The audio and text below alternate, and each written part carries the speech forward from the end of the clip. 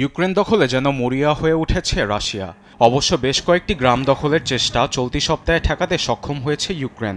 ডনেস্কের Pokrovsk ও কুরাখোভ অঞ্চল সর্বশক্তি দিয়েও দখল করতে ব্যর্থ হয়েছে রাশিয়া বলে দাবি কিয়েভের।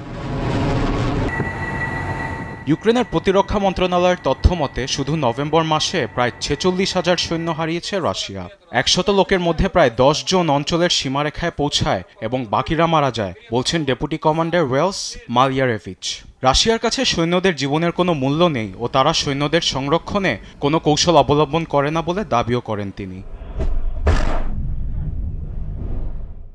রাশিয়ার এমন আগ্রাসী আক্রমণ দমনে অস্ত্র ও আর্থিক সহায়তার কথা বলেছে কিয়েভ। এমন অবস্থায় ইউক্রেনকে অর্থ প্রতিশ্রুতির কথাও বলেছে নেটো। মিত্ররা 2024 সালে ইউক্রেনের জন্য নিরাপত্তা সহায়তার $42 বিলিয়ন আর্থিক প্রতিশ্রুতি প্রদানের জন্য কাজ করছে বলে জানান নেটোর মহাসচিব মার্ক রুট। এরই মধ্যে ইউক্রেনকে $684 মিলিয়ন আর্থিক সহায়তার ঘোষণা দিয়েছেন জার্মান চ্যান্সেলর ওলাফ স্কোলস। সোমবার কিয়েভ সফরে ঘোষণা দেন তিনি। ডিসেম্বরে আমরা ইউক্রেনকে একাধিক পেট্রিয়ট লঞ্চার, আইরিস-টি এসএলএম সিস্টেম, সেই সাথে আরও জেরার্ড এন্ট্রি এয়ারক্রাফট ট্যাঙ্ক দিয়েছি। 2025 সালেও আমরা বিমান প্রতিরক্ষা ব্যবস্থা সরঞ্জাম, স্ট্রাইক এবং রিকনাইসেন্স ড্রোন, আর্টিলারি গোলাবারুদ ইউক্রেনকে সরবরাহ করব।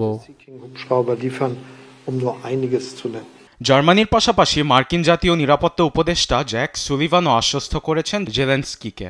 ডিসেম্বর ও জানুয়ারির মধ্যবর্তী সময়ে হাজারখানেক আর্টিলারি, রকেট, ড্রোন ও অন্যান্য অস্ত্র সামগ্রী কিয়েভকে দেওয়ার কথা বলেছেন সুলিভান। আন্তর্জাতিক গণমাধ্যম আল জাজিরা বলছে, নভেম্বরে রাশিয়ার প্রায় 300 ট্যাঙ্ক ধ্বংস করেছে ইউক্রেন। প্রেসিডেন্ট ভ্লাদিমির জেলেনস্কির দাবি, রাশিয়া এক সপ্তাহের ব্যবধানে 500-র বেশি বিমান হামলা চালিয়েছে। এর পাশাপাশি 650টি ড্রোন হামলা ও অর্ধশতাধিক মিসাইল হামলা চালায় রাশিয়া। এমন পরিস্থিতিতে পশ্চিমা বিশ্বের সহায়তায় জেলেনস্কির উপর থেকে যুদ্ধের চাপ কিছুটা কমাতে সক্ষম হবে বলে ধারণা করছেন বিশ্লেষকরা। আরবিদ আফসার, নিউজ ডেস্ক, দেশ টিভি।